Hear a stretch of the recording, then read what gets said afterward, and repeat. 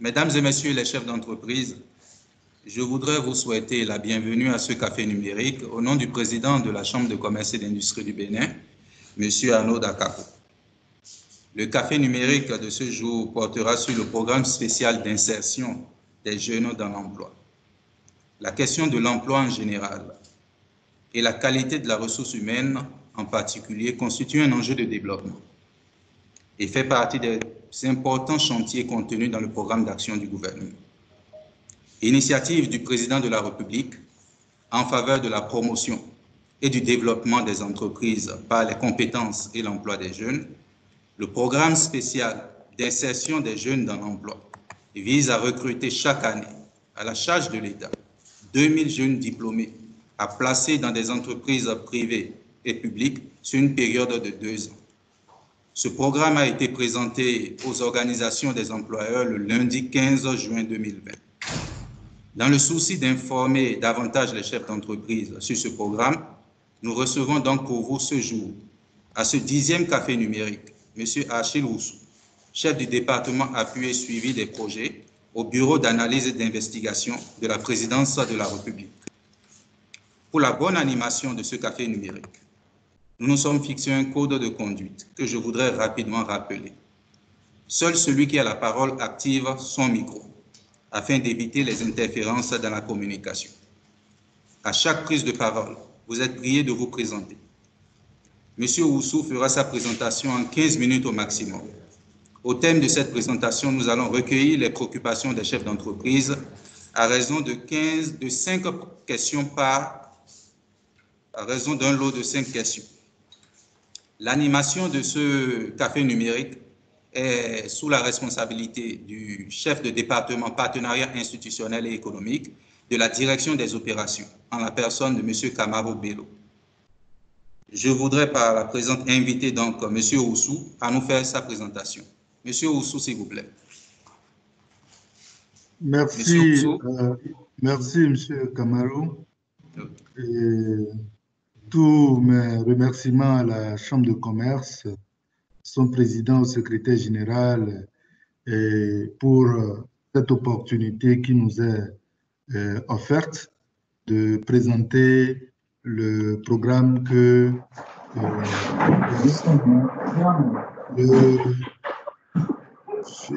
la présentation, je ne sais pas si elle apparaît.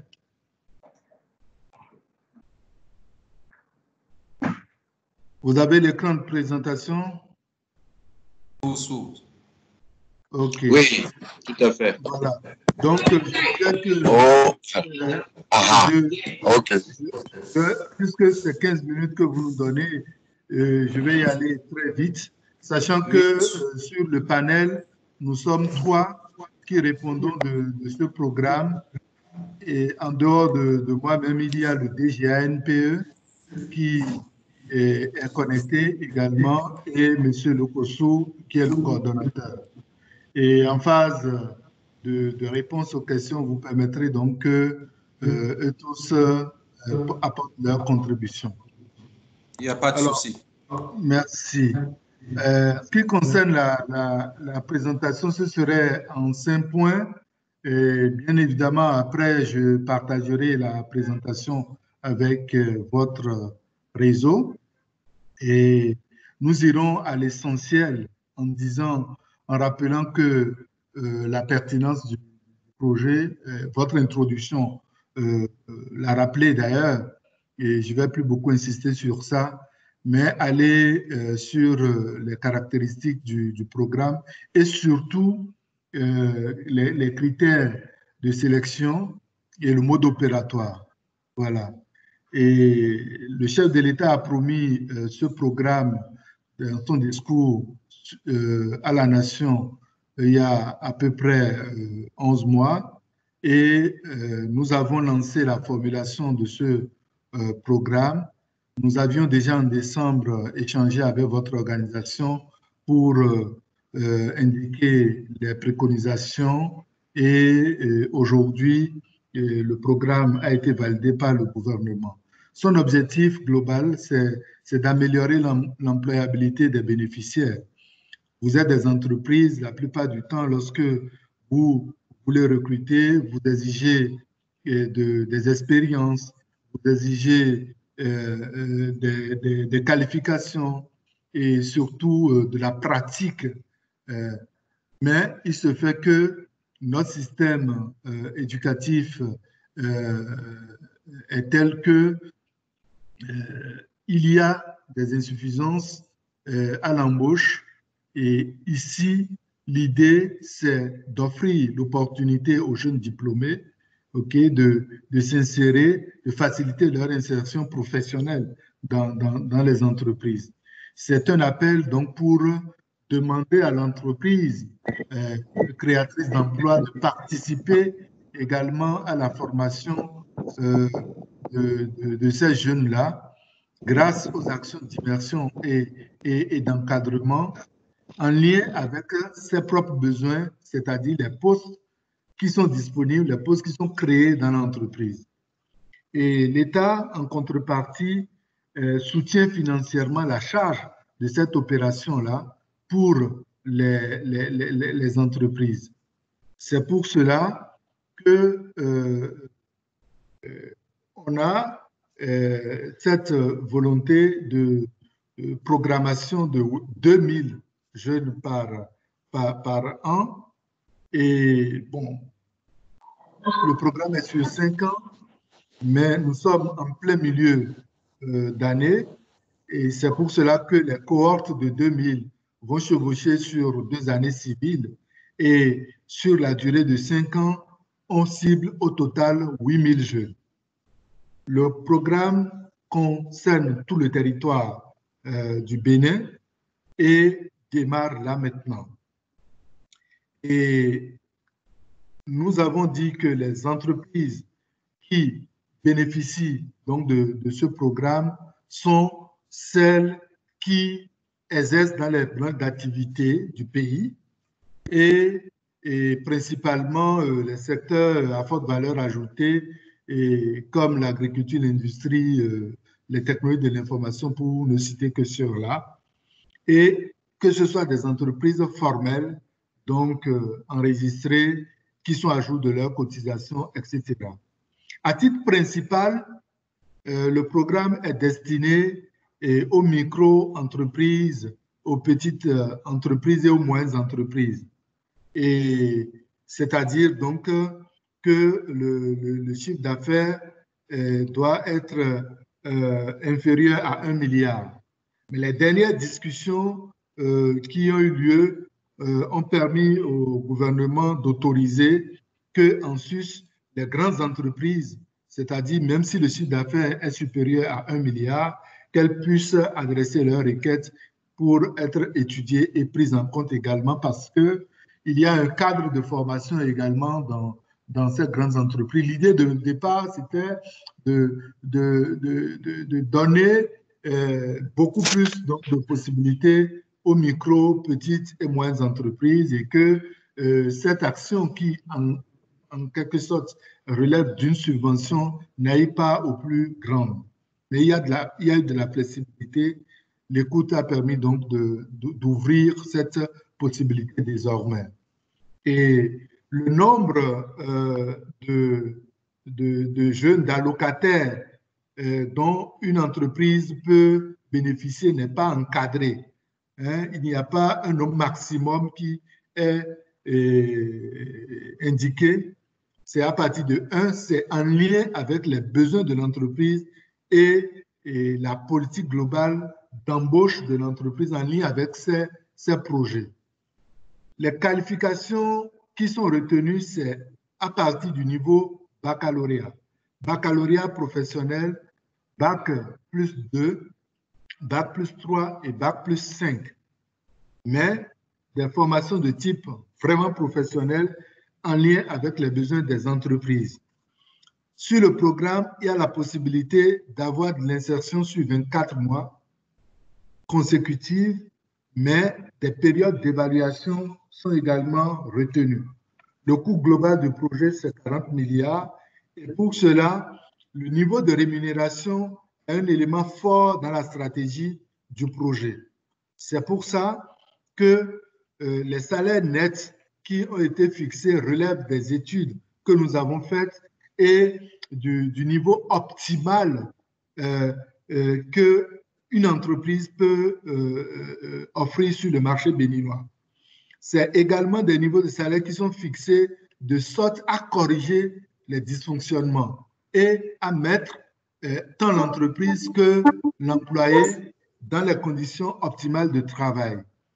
À cet effet, quelqu'un qui est recruté sur la base du niveau bac a un salaire net de 100 000.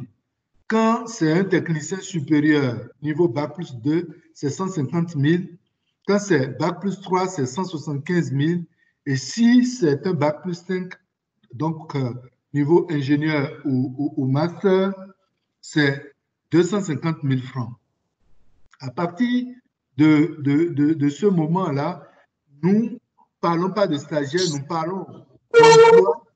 Ce doit être des emplois donc déclarés et en sus de salaire net, les cotisations sociales et les charges fiscales doivent être payées sur le programme aussi. Et l'État prend en charge les 100% donc de cette charge-là pour la première année et pour la seconde année, le salaire net est pris en charge par l'entreprise et l'État paiera les charges sociales et fiscales pour la deuxième année. Et sur tout le long du processus, les charges d'encadrement, les charges liées également au suivi sont prises en compte sur le programme. Et l'entreprise doit offrir l'environnement, le cadre et disons, la supervision de l'allocataire et l'intégrer dans ses effectifs et travailler convenablement avec ce dernier-là.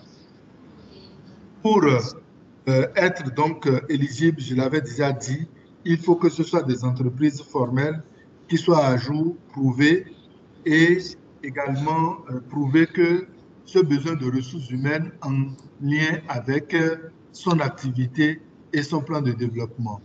Et faire une demande au programme qui doit être validé. Pour les jeunes, c'est de 18 à 40 ans et être disponible, être titulaire du diplôme, prouver cela et participer à tous les tests d'évaluation prévus au niveau du programme. Et voilà globalement l'essentiel qui est retenu.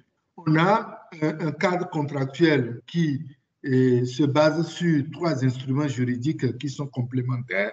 Une convention cadre entre l'État et les organisations d'employeurs, une convention entre le jeune, le programme et la structure d'accueil et un contrat de travail à durée déterminée qui concerne les allocataires. Et donc, tout le processus se fera par une plateforme donc, de façon dématérialisée. Il ne s'agira pas d'aller déposer des demandes physiquement à des endroits, non. Il y a une plateforme électronique qui est déjà prête. Nous avons décidé d'abord de sensibiliser, d'informer davantage les gens sur ce qu'ils doivent apporter, comment s'inscrire avant d'ouvrir la plateforme. Donc, en ce qui concerne donc, les entreprises de votre réseau, nous allons détailler encore tout à l'heure, à travers les questions-réponses, toutes les questions, disons, les informations qui doivent être fournies. Ce sont celles habituelles concernant l'identité de l'entreprise, donc son adresse et les références de son IFU, également les références des cotisations sociales, les documents de base comme registre de commerce, attestation fiscale et autres que l'entreprise doit pouvoir attacher en ligne pour prouver qu'elle est à jour comme on l'a indiqué, et ensuite qu'elle exprime ses demandes. Et l'expression des demandes se baserait sur l'élaboration des thèmes de référence sur la base des modèles qui sont déjà prédéfinis et du dialogue qui il y aura avec l'équipe qui gère le programme. Et lorsque les jeunes diplômés s'inscrivent, de l'autre côté, on les forme, on les prépare, on les évalue et en lien avec la demande de l'entreprise, on va proposer à l'entreprise une liste, une short list, sur la base de laquelle l'entreprise elle-même fait son évaluation et retient un candidat qui ensuite bénéficiera du contrat selon les thèmes retenus dans le cadre du programme. Et ensuite, avec les structures impliquées dans la mise en œuvre du projet, on prépare les jeunes et on les déploie dans l'entreprise et on les accompagne tout au long de leur séjour dans l'entreprise au cours de la phase professionnelle. Voilà globalement les grands points saillants du programme. Comme le pilotage existe, un dispositif de suivi et évaluation est en place et nous comptons justement sur les entreprises pour démarrer ce programme. Comme je l'indiquais en préambule et dans mes discussions tout à l'heure avec la Chambre de commerce, ce programme est pour les entreprises. Le point d'entrée, c'est les entreprises. C'est les postes ouverts par les entreprises qui permettront d'absorber les 2000. Donc, si nous n'avons pas les postes et s'ils ne sont pas bien précisés et si ces postes ne sont pas en adéquation avec la vie de l'entreprise et que nous n'avons pas les preuves, les moyens d'apprécier cela, on ne saurait embaucher parce que nous ne voulons pas faire du traitement social dans le cadre de ce programme, mais nous voulons apporter des solutions réelles aux entreprises, donc des gens capables, des gens compétents pour contribuer au développement de l'entreprise et c'est ça qui explique l'investissement, cet investissement de l'État. Voilà, mesdames et messieurs de la Chambre de commerce, les grandes lignes du programme. Et cette dernière slide indique bien l'adresse du site web psie.bj. Aujourd'hui, immédiatement, il n'est pas encore possible de s'enregistrer. Nous voulons que, avant de s'enregistrer, les gens connaissent bien le contenu et s'assurent qu'ils sont éligibles, préparent leur dossier et cela facilite leur inscription parce que dès le lancement, il y aura un boom et pour éviter tout cela, il faut y aller de façon progressive. L'Agence nationale pour la promotion de l'emploi est la direction nationale du projet et à cet effet, tout son réseau national est mis à disposition. Il y a les points focaux dans les antennes départementales et tous les points de relais pour accompagner les entreprises à bien formuler leurs demandes, mais contrairement à d'autres projets, il ne s'agira pas de remplir sur place dans les antennes, les formulaires, mais une fois que l'entreprise comprend comment ça se passe, elle peut, de son bureau, s'enregistrer. Il y a une hotline qui est disponible pour faire l'assistance à distance et l'unité de gestion du projet récupère les données, les traite, il y a les interactions et au fur et à mesure, il y a les délibérations. Les contacts sont également affichés. L'équipe est déjà disponible sous la direction de M. Lokossou et l'assistance et la supervision de M. Amengbedji, DG de la NPE. Les ressources sont disponibilisées déjà par le gouvernement pour la mise en œuvre. Je vous remercie. J'ai fini ma présentation. Merci. Merci bien, M. Oussou, pour la présentation. Je crois que vous êtes resté dans le timing de 15 minutes et là, je voudrais vous remercier. Je vous en prie. Nous allons passer donc à la collecte des préoccupations des chefs d'entreprise. Et je voudrais encore rappeler le code de conduite. Seul celui qui a la parole active son micro afin d'éviter les interférences. Nous allons procéder par série de 5 questions. Et donc, la parole est au chef d'entreprise. Allô, bonjour. Bonjour. Mon nom est Jorel Soubouti.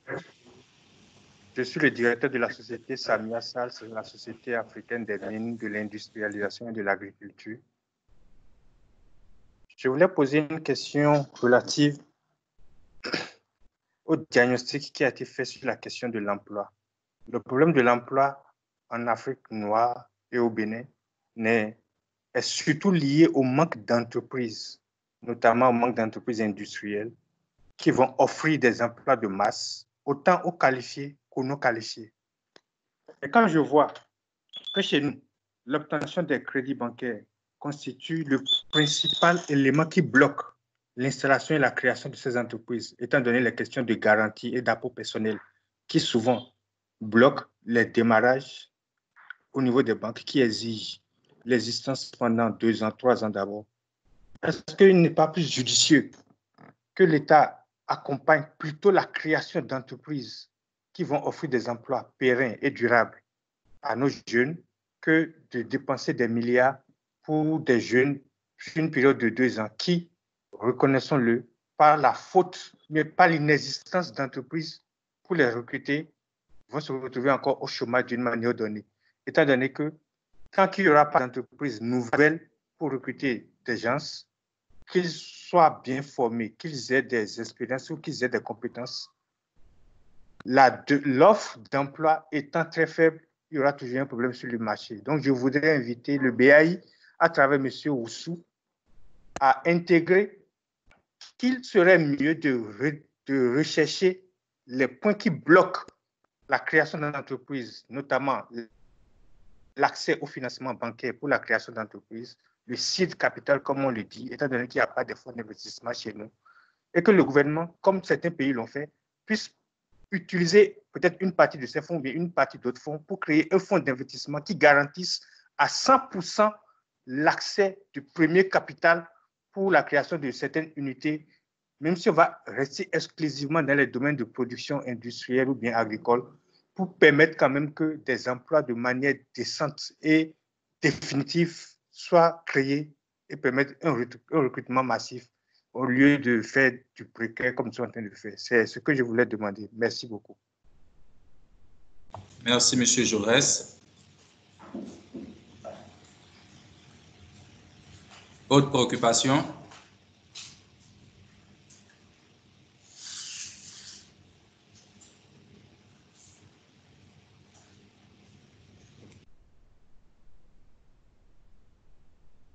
Monsieur Oussou, est-ce qu'on peut déjà rassurer M. Jaurès? Bien sûr, bien sûr, bien sûr. Je vais m'y mettre et puis déjà un peu, et les collègues vont compléter. Monsieur Jaurès a fait une très bonne analyse. Hein. Effectivement, la création d'emplois, c'est bien le secteur privé, c'est l'entreprise qui crée l'emploi. Et c'est ça que reconnaît le gouvernement à travers ce programme et d'autres instruments. Je vais revenir sur ça. Et si vous voyez bien, ce n'est pas et ces emplois-là ne sont pas créés par le gouvernement. Le gouvernement dit, j'apporte un appui aux entreprises pour qu'elles puissent créer l'emploi et je prends la charge en raison des difficultés que nous connaissons pour les entreprises. Je suis parfaitement d'accord avec lui que on doit pouvoir œuvrer à avoir beaucoup d'entreprises. Et c'est ce qui se fait. Et il a parlé des contraintes à la création d'entreprises, accompagner la création d'emplois. Nous le faisons à travers d'autres instruments. Comme vous le savez, un cadre existe pour la promotion des investissements. Un cadre existe également pour la levée des contraintes au développement des affaires c'est ce qui se fait à travers l'instrument Green Business. Des fonds sont créés dans différents secteurs avec une approche assez méthodique. En ce qui concerne le secteur de l'agriculture, il y a le Fonds national de développement agricole, il y a des fonds qui existent pour accompagner, disons, la création de l'entreprise. On a fait la réforme du FNPEJ.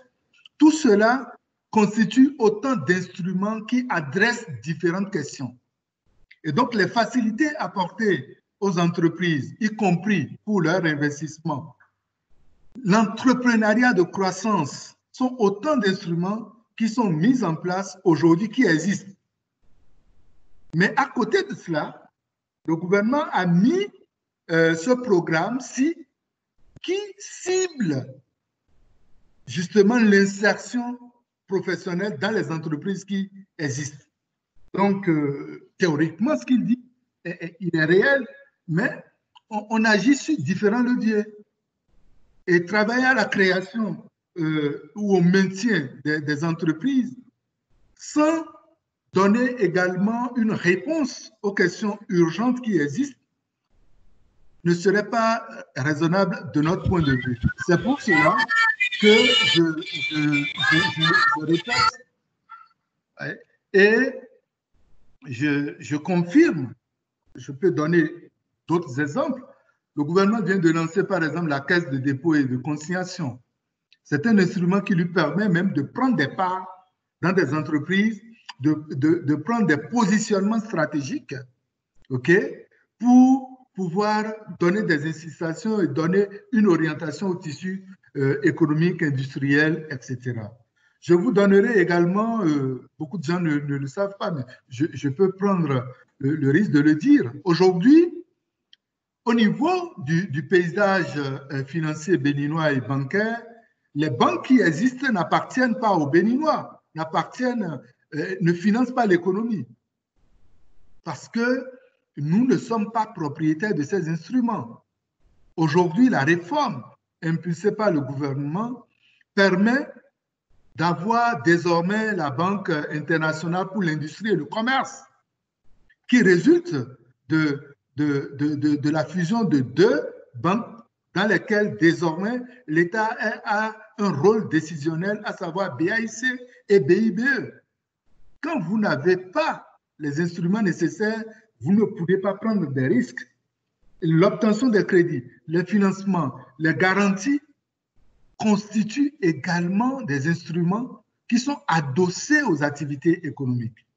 Et donc, je lui dis oui pour sa suggestion, mais c'est un instrument, il y a différents outils, nous sommes dans une économie et c'est la contribution de tous ces leviers qui permettent donc d'avoir non seulement la croissance forte, la croissance durable et la création d'emplois.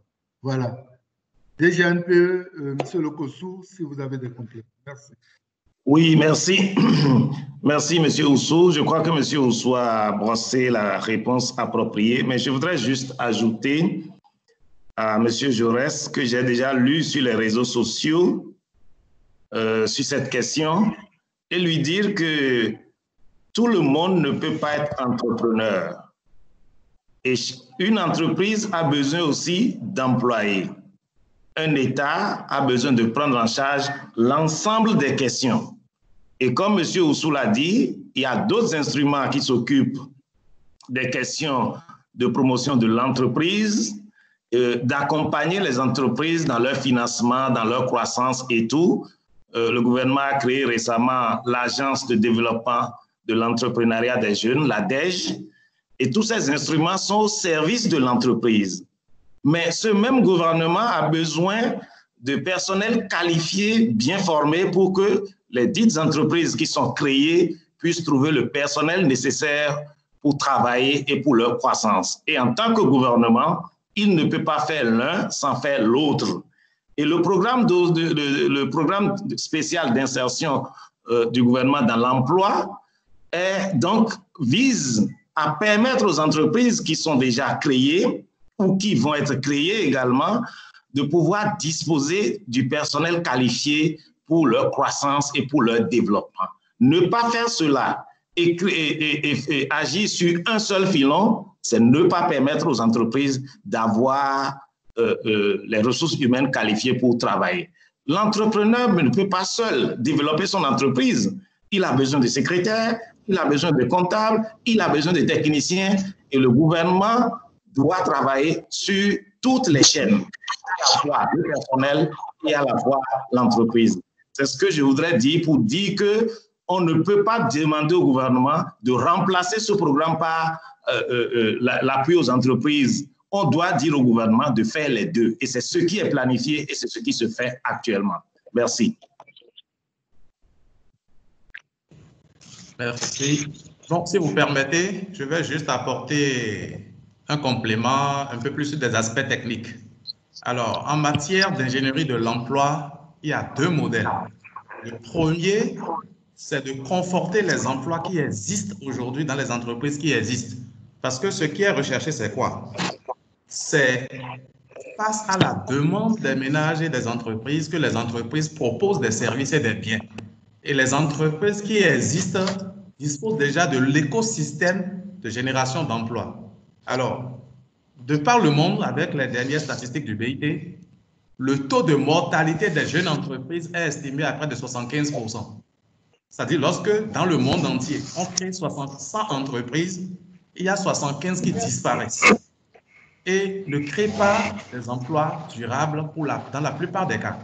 Mais chemin faisant, avec les appuis structurels du gouvernement, à travers l'accès au financement et l'accès au marché, M. Ousso a parlé des ATDA tout à l'heure. Il y a des choses qui concernent l'accès au marché par rapport à ça. Il y a des entreprises qui vont exister. Celles qui existent déjà, l'expérience a démontré que le taux d'insertion n'est pas lié au nombre d'entreprises, mais par rapport à la capacité d'investissement et de vente de l'ensemble des entreprises. Donc, par rapport à ça, il n'y a pas de souci particulier. Entre une boulangerie qui vient d'être créée, qui se cherche, et une boulangerie qui est déjà établie, qui a son réseau de marché et d'investissement, c'est plus cohérent qu'à chaud, que les personnes, les jeunes chercheurs d'emploi puissent quand même aller apprendre dans cet écosystème entrepreneurial. C'est ce que je voulais juste compléter pour rassurer M. Jaurès, que j'ai lu aussi, que c'est quand même un choix qui est fait. Et un choix est toujours basé sur un modèle économique ou un modèle social. Merci. Merci, monsieur. Permettez que je remonte un peu sur les déclarations de M. Ousso et de M. Amegbedi, que je remercie pour les réponses qu'ils ont données. Mais je vais rappeler que le nom par lequel on désigne les pays développés, c'est pays industrialisés. Et j'inviterai le gouvernement et puis tous ceux qui fonctionnent sur le réseau de décision allant dans la création d'emplois à aller dans ce sens d'industrialisation. Moi, j'ai eu à travailler en Chine, où j'ai travaillé avec des gens qui parlent même difficilement le chinois, pour ne pas dire qu'ils ne parlent pas anglais, français et rien. C'est-à-dire des gens qui n'ont pas eu de niveau scolaire donné. Mais tant que nous ne créerons pas cette chaîne qui va permettre à celui que quelqu'un ait un projet de créer, de produire par exemple des allumettes, d'écrire son projet, d'aller dans une structure financière, d'obtenir le financement garanti par l'État, nous allons toujours patauger un peu dans le système. Monsieur Ousso a dit que les structures financières ne nous appartiennent pas. Et c'est là la vraie question. En réalité, les structures financières, les banques ne n'appartiennent pas aux Béninois, mais les banques gèrent l'épargne publique. Et que les banques gèrent l'épargne publique, ce n'est pas au gouvernement d'obéir à ces banques, mais ce sont ces banques à qui le gouvernement a donné des agréments d'obéir à l'orientation que veut le gouvernement, que veut le pays pour la gestion de cette épargne publique qui est de l'argent public. Les gens ne peuvent pas venir s'installer chez nous, collecter l'épargne publique, mais ne pas financer notre développement, ne pas financer notre développement industriel, et nous allons nous taire et estimer que ce soit après le gouvernement qui va, à travers la BIC, créer une structure bancaire qui va maintenant mettre du temps à collecter l'épargne publique ou bien à collecter les dépôts à terme de certaines structures d'État pour pouvoir financer directement. Levons le blocage d'accès au premier financement pour la création d'entreprises de production, que ce soit de règles d'ardoise, de craie, de stylos, de crayons. Tout ce qui nous entoure est importé pendant que nous avons notre jeunesse au chômage.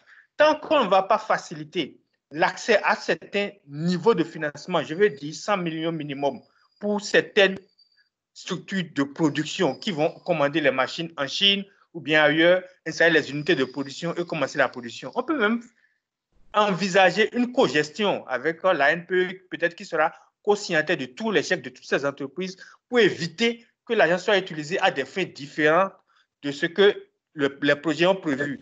Mais si on va créer des emplois sans créer des entreprises, comme le programme est en train de faire, malheureusement, 2 ans après, on va se retrouver encore avec 80% de ces jeunes qui vont rester à la touche.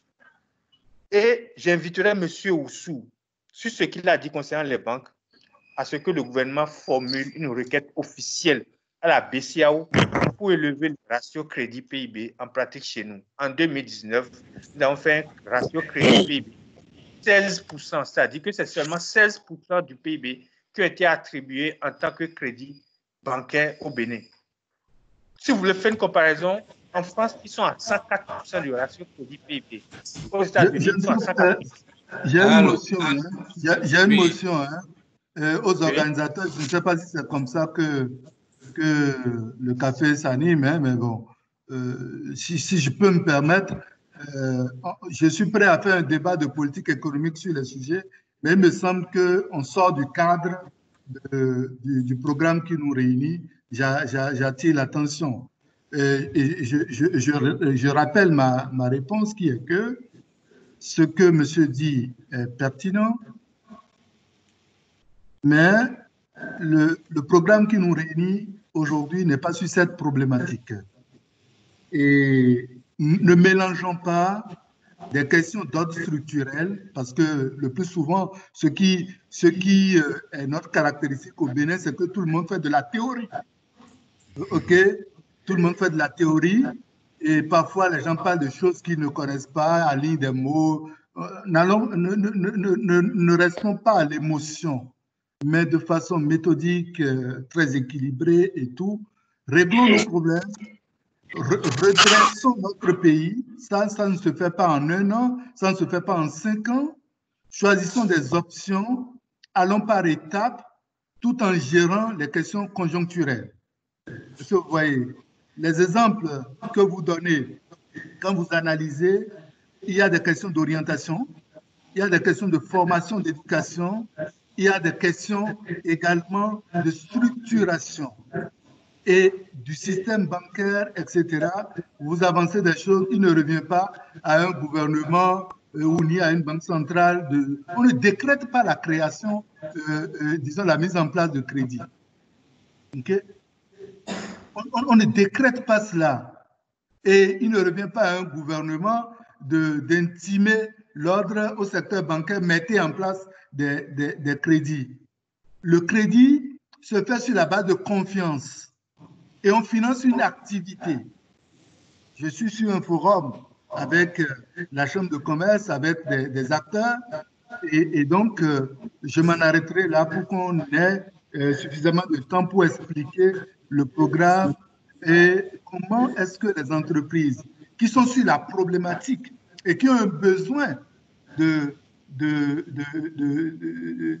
d'insertion à leur niveau puissent bénéficier de cet instrument. Et on continuera à travailler avec vous et sur d'autres forums sur les actions à mettre en place pour pouvoir faciliter l'obtention du premier financement, comme vous l'avez dit. C'est une problématique vraie, mais c'est autant vrai que les entreprises ont besoin donc des employés, et ce coup de levier a un effet multiplicateur également sur l'économie, c'est démontrable. Je vous remercie. Merci bien, M. Oussou. Je crois que la clarification mérite d'être faite et je crois que vous avez, dans votre présentation, fait la part des choses.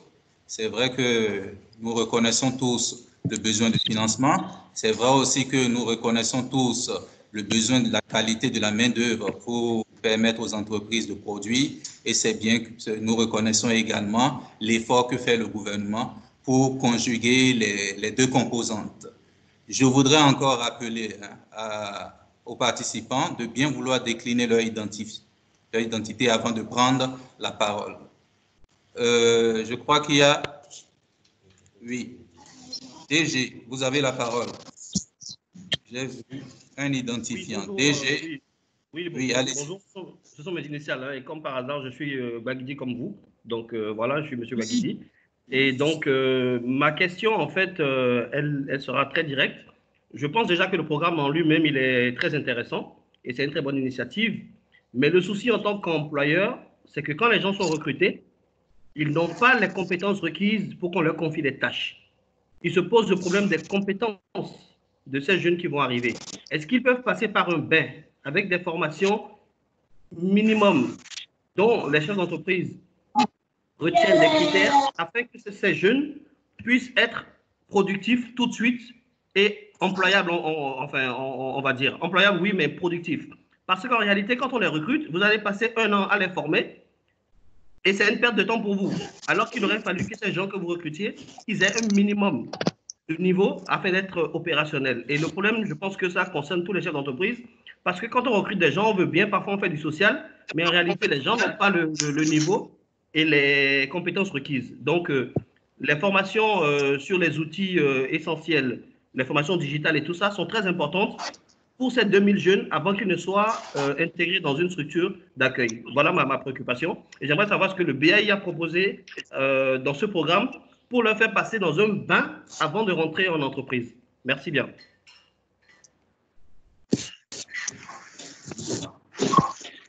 Il n'y a pas d'autres intervenants. Monsieur Oussou. Monsieur Oussou. Merci. Effectivement, cet intervenant a touché du doigt également un des éléments qui rend pertinent le programme. Et si vous avez bien suivi mon intervention, je dis, à travers le programme, on demande également la participation des entreprises à la formation, à l'amélioration de l'employabilité. Est-ce que vous suivez?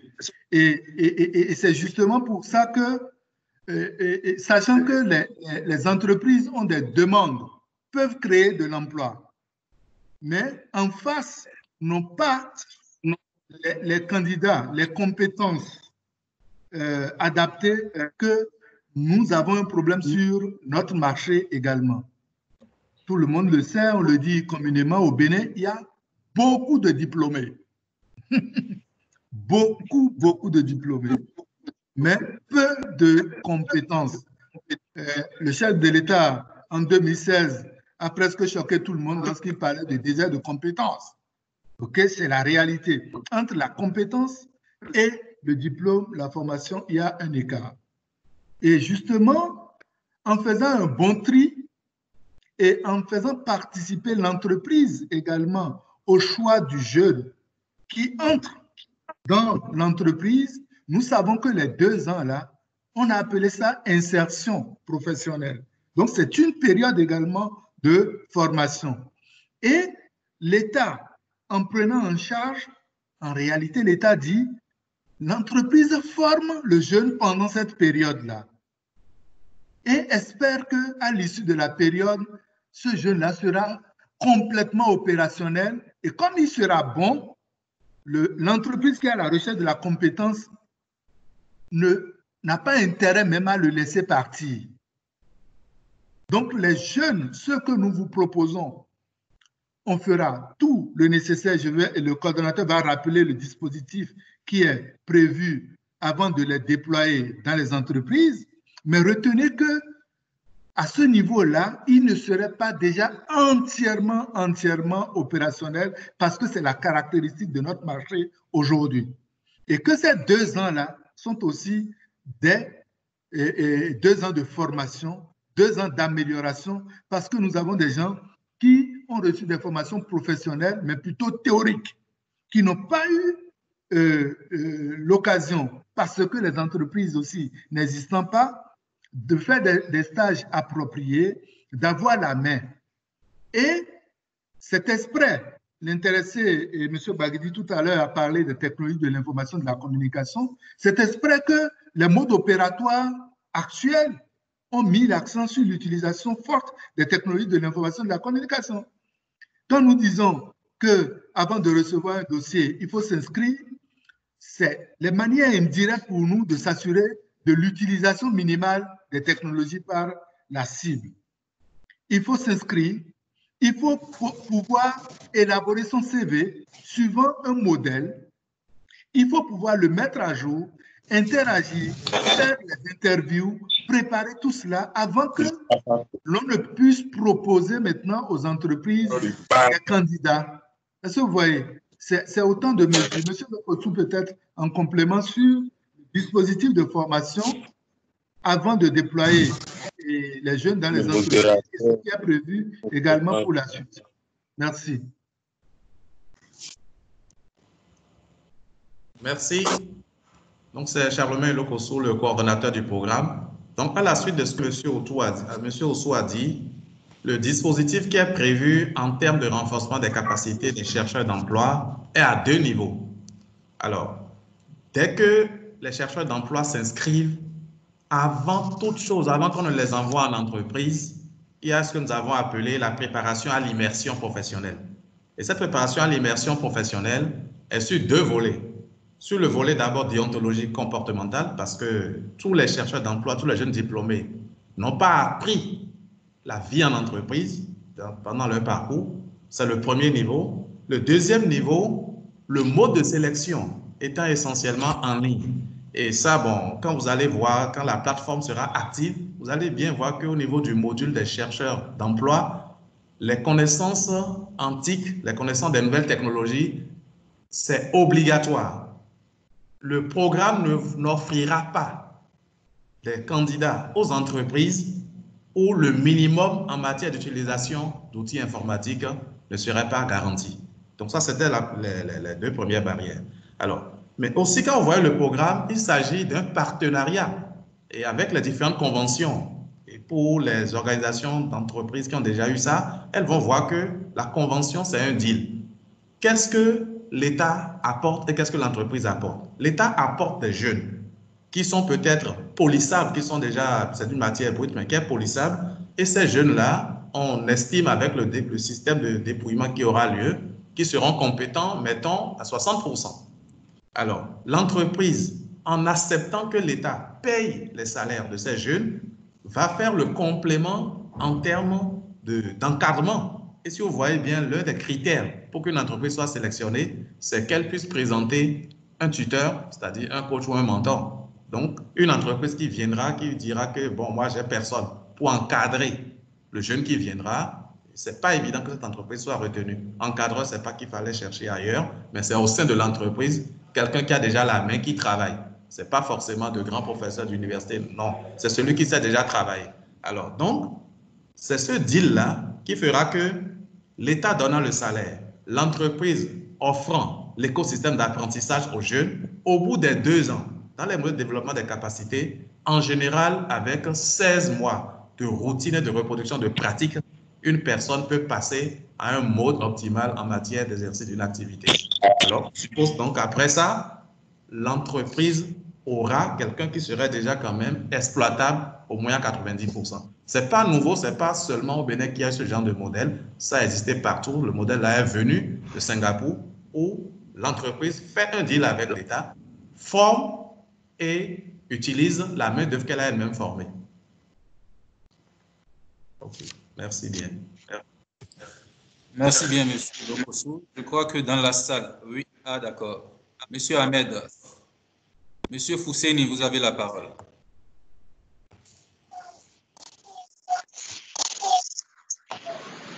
Monsieur Fousseni, activez votre micro. Activez votre micro, Monsieur Fousseni.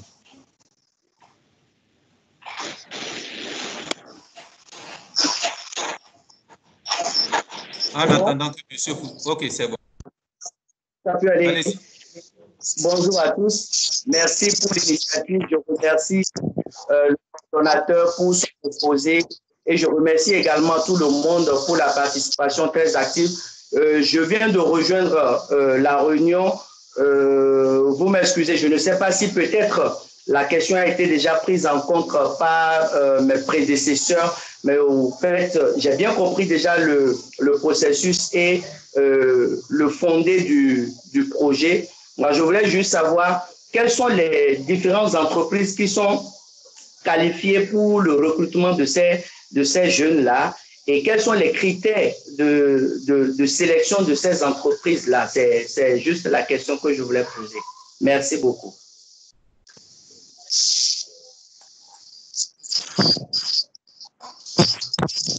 Peut-être si M. Oussou permet, je peux rappeler les critères. Allez-y. Alors, il y a deux niveaux. Les critères Monsieur Lokossou, s'il vous plaît, vous allez poursuivre pour répondre à d'autres questions également. D'accord. C'était 1 minute. Oui. Merci. Je disais que nous avons déjà quelques questions au niveau de la salle. Certains opérateurs économiques nous demandent quand est-ce que la plateforme sera opérationnelle, parce que lorsque nous avons commencé à communiquer sur le dispositif, d'autres se sont jetés sur la plateforme, n'ont pas pu accéder aux informations. Donc, quand est-ce que cette plateforme sera disponible? Et d'autres nous demandent également, Monsieur Rousseau, comment se fera le suivi des jeunes que vous déploierez dans les entreprises? Comment se fera ce suivi-là au cours de la période? Merci. Monsieur Lokossou a les éléments de réponse pour toutes ces questions. À vous, Charlemagne. Alors, donc, pour répondre à la question d'éligibilité, de sélection des entreprises, je rappellerai que, une entreprise, pour s'inscrire sur la plateforme, doit remplir d'abord la première condition d'être légale. Donc, c'est une entreprise qui doit être légalement constituée, qu'elle soit publique ou privée. Alors, elle doit exercer au moins pendant 1 année. C'est-à-dire, il faut qu'on s'assure quand même que l'environnement, l'écosystème existe.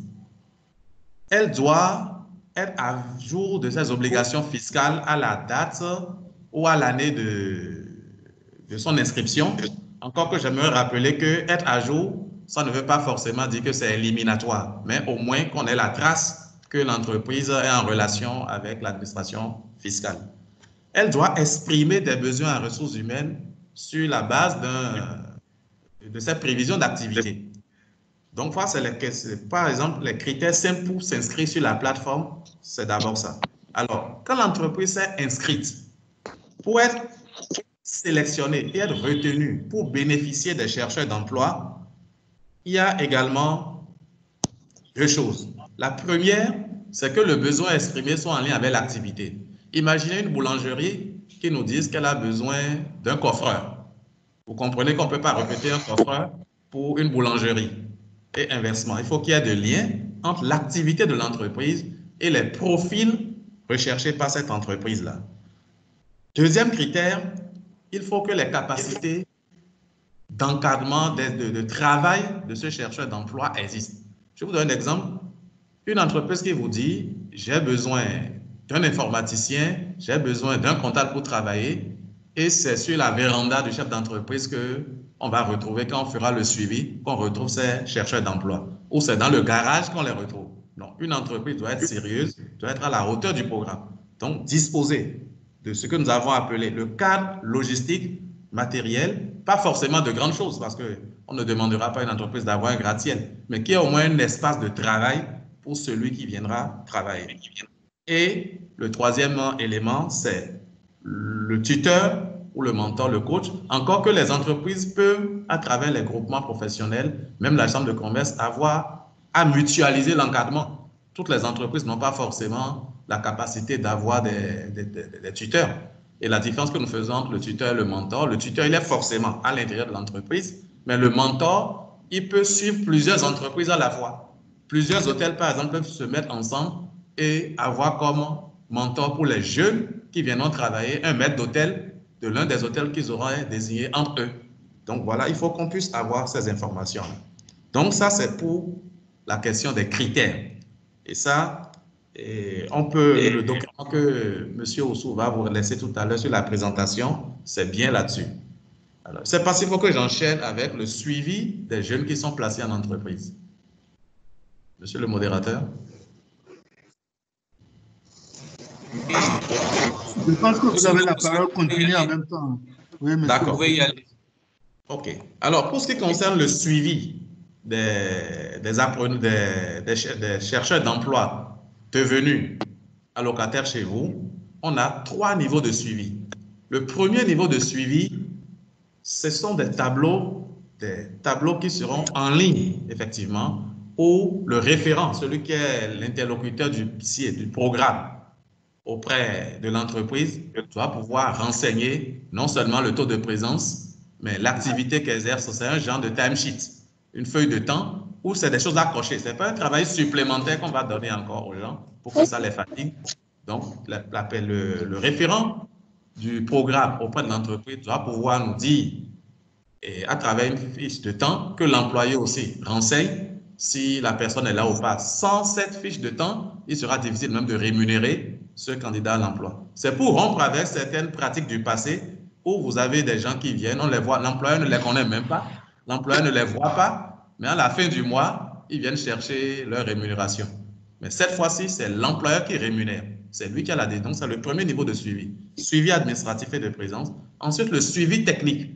Dans la convention qui est signée, il y a un tableau qui va permettre de dire quels sont les apports de compétences que l'entreprise fait et comment et quels sont les éléments sur lesquels, par exemple, le chercheur d'emploi a été formé. Imaginez un jeune comptable qui vient chez vous, il ne sait jamais, il n'a pas utilisé un logiciel de gestion dans sa vie. Il ne connaît pas Perfecto, il ne connaît pas Sage-Sari.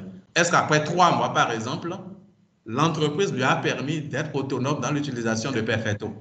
Donc, les éléments significatifs clés, 2 ou 3 choses, ça nous permet de suivre cela.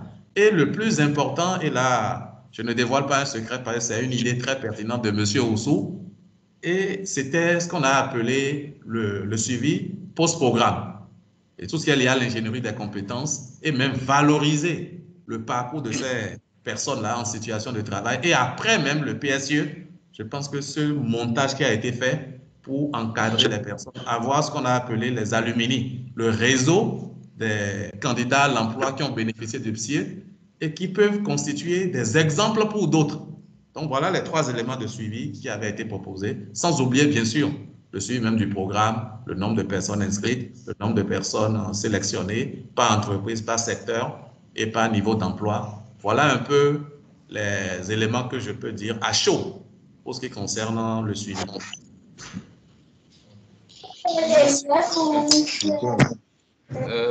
Nous allons prendre M. Dossa. M. Dossa, vous êtes en ligne?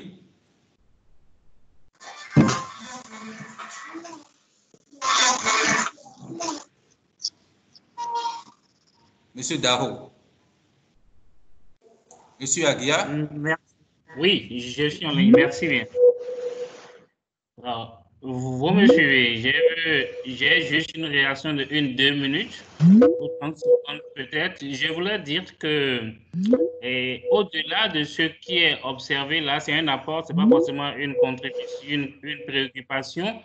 Je crois que les acteurs du système éducatif, c'est aussi une occasion pour eux d'avoir un feedback.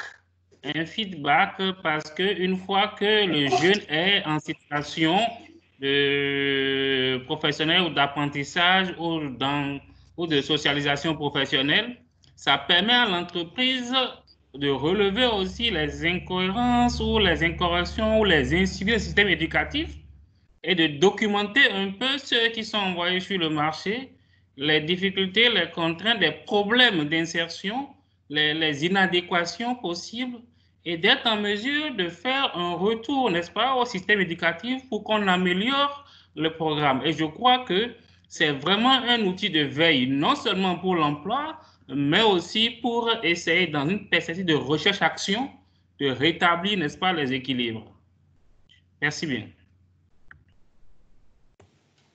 Merci, M. Aguia, pour la contribution. M. Dossa. Merci. M. Dossa, chef service administratif régional Cotonou pour la Chambre de commerce et d'industrie. Ma préoccupation, c'est de savoir la responsabilité de la Chambre de commerce.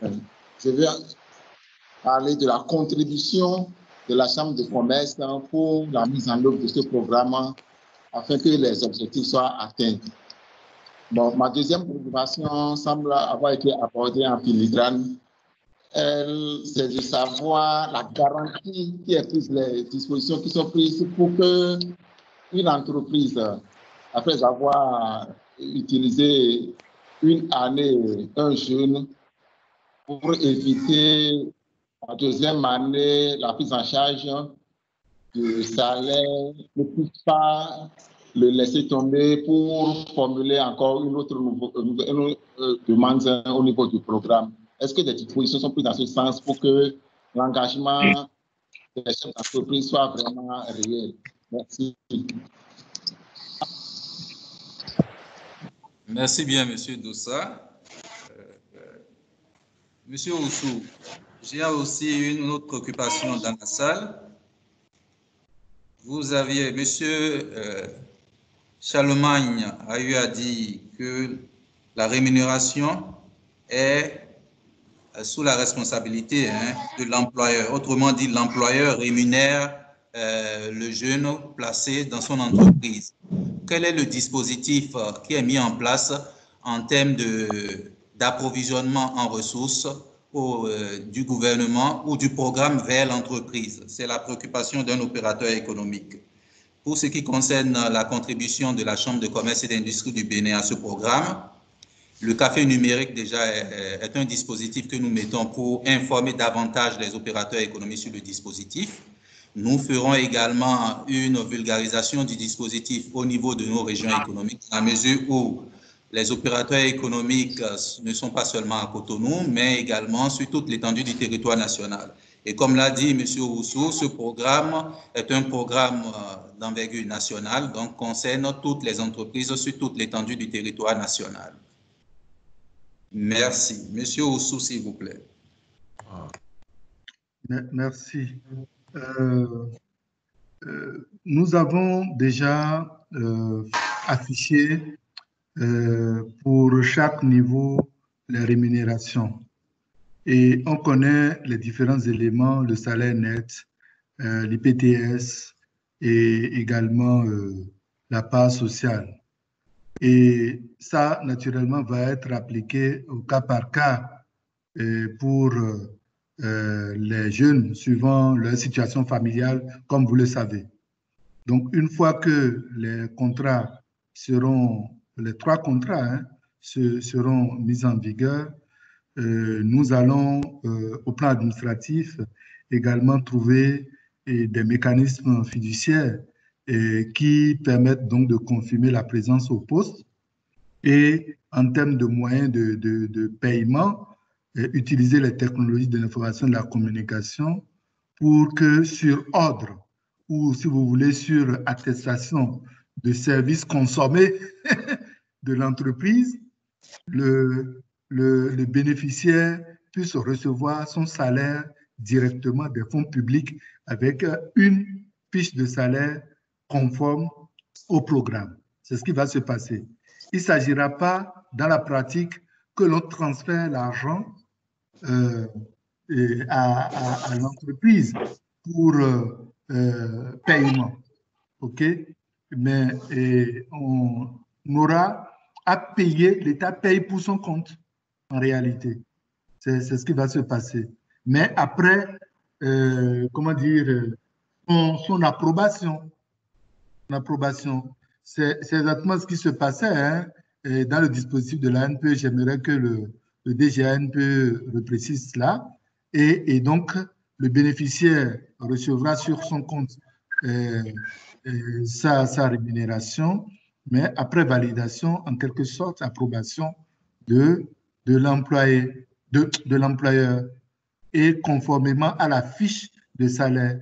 C'est cela qui est défini. Et nous ne voulons pas des fantaisistes.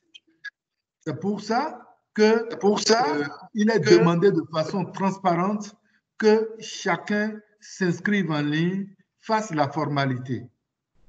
Et de façon transparente, les dossiers seront traités et il y aura des suivis périodiques, le cadre nécessaire pour faciliter justement le traitement des dossiers. La plateforme sera ouverte pour les inscriptions à partir du jeudi. Nous avons déjà noté que à travers les réseaux sociaux se créent déjà des réseaux d'arnaques où on demande aux jeunes de donner 3 000 francs, de donner 5 000 francs pour qu'on les inscrive. Aidez-nous à relayer cela, c'est du faux. Et s'il y en a, donnez-nous les indices pour qu'on les mette hors d'état de nuire pour l'assainissement et l'assainissement et la bonne gouvernance dans notre pays. N'hésitez pas. Vous connaissez les numéros. C'est une inscription libre, non payante et tout le dispositif, tout le réseau de la NPE est également prêt pour contribuer à cela. Donc voilà ce que moi je voudrais dire en réitérant notre disponibilité entière et nous allons trouver des mécanismes de discussion périodiques pour améliorer ce programme-là. C'est une opportunité qui est donnée aux jeunes, qui est donnée aux entreprises. Saisissons-la, améliorons-la et allons-y de l'avant. Donc, à cette suite, vous permettrez que M. Lokossou précise les éléments de détail dont vous avez parlé. Désormais, c'est lui qui sera au front pour être avec les acteurs. Il précise et à tout honneur, le DG de la NPE est autorisé pour dire le mot final en notre nom. Je vous remercie.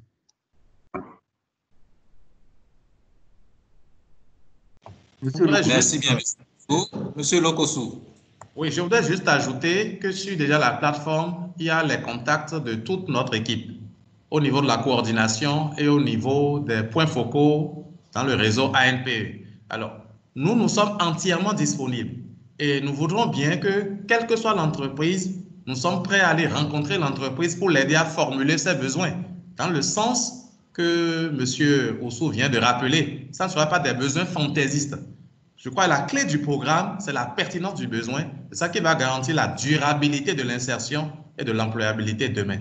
Nous sommes disponibles, quelle que soit l'entreprise. Comme j'ai dit à mes collègues collaborateurs de la coordination, nous sommes à 80% au service des entreprises. C'est lorsque vous aurez créé des demandes que les chercheurs d'emploi seront là. Si on n'en a un besoin pertinent, c'est le seul besoin qu'on va satisfaire. Donc, aidez-nous, nous sommes disponibles, les spécialistes en ressources humaines et qui constituent aussi le réseau des conseillers en emploi de la NPE, on est tous ensemble pour vous aider à spécifier vos besoins. Merci. Merci bien, Monsieur le coordonnateur, DG NPE. Merci beaucoup. Je voudrais remercier la Chambre de commerce et d'industrie du Bénin, institution avec laquelle nous sommes déjà en partenariat. Je voudrais remercier les chefs d'entreprise qui ont pris part à cette conférence, à cette communication. Je voudrais leur dire que, au-delà de cette communication que la présidence a dirigée, parce que quand même c'est un programme présidentiel et la voix autorisée du président de la République a été représentée, pour dire que nous allons par la suite assurer le relais à travers les réseaux de la NPE et également à travers le coordonnateur que vous avez vu, que nous sommes tous disponibles à votre service pour répondre à toute question et à toute inquiétude. Ce programme n'aura du succès que si les entreprises peuvent bénéficier de cette opportunité pour leur développement et c'est ce que nous voulons. Certains ont exprimé des inquiétudes en termes de il faut créer plus d'entreprises, mais il faut également renforcer celles qui sont là et qui ont besoin de personnel compétent et qualifié pour se développer et pour recruter davantage. Et l'État qui est également pour tous œuvrera pour qu'il y ait des créations d'autres entreprises. Merci beaucoup à tous. Nous sommes à votre disposition et à bientôt. Excusez-moi de faire une doléance envers M. Baguidi de la CCIB d'organiser, si possible, une autre rencontre à propos de l'ADEJ, l'Agence de développement de l'entrepreneuriat des jeunes, à laquelle je souhaiterais que M. Oussou soit encore invité. Je vous remercie. C'est bien entendu, c'est bien entendu. Nous y reviendrons. Monsieur Oussou, vous êtes en ligne? Bien sûr, je suis là, j'ai bien noté. Okay, je remercie M. Jaurès. Ce sera avec grand plaisir. Je prendrai ces contacts même pour que nous puissions continuer certaines discussions bilatérales. J'apprécie. Merci. Merci bien, M. Oussou. La Chambre de commerce et d'industrie du Bénin remercie le Bureau d'investigation et d'analyse de la Présidence de la République, remercie également le coordonnateur de ce programme spécial ainsi que le directeur général de l'ANPE. Je crois que notre mission d'informer largement les opérateurs économiques à travers ce café numérique a tout son sens et la Chambre de commerce et d'industrie du Bénin fera davantage pour porter l'information qu'il faut aux opérateurs économiques. Tout programme ayant un impact sur l'activité économique sera porté à la connaissance des chefs d'entreprise. La Chambre de commerce et d'industrie du Bénin appuiera davantage les entreprises. Même en cette période de pandémie, nous avons trouvé les moyens pour communiquer et nous continuerons de communiquer avec les entreprises. Encore une fois de plus, au nom du président de la Chambre de commerce et d'industrie du Bénin, du secrétaire général de l'institution consulaire, je voudrais remercier toute l'équipe de la coordination pour ce programme destiné aussi bien à l'emploi des jeunes et également aux entreprises dans son volet amélioration de la compétitivité des entreprises par la qualité de la ressource humaine. Encore une fois de plus, merci et à très bientôt pour la 11e édition du Café numérique. Je vous remercie.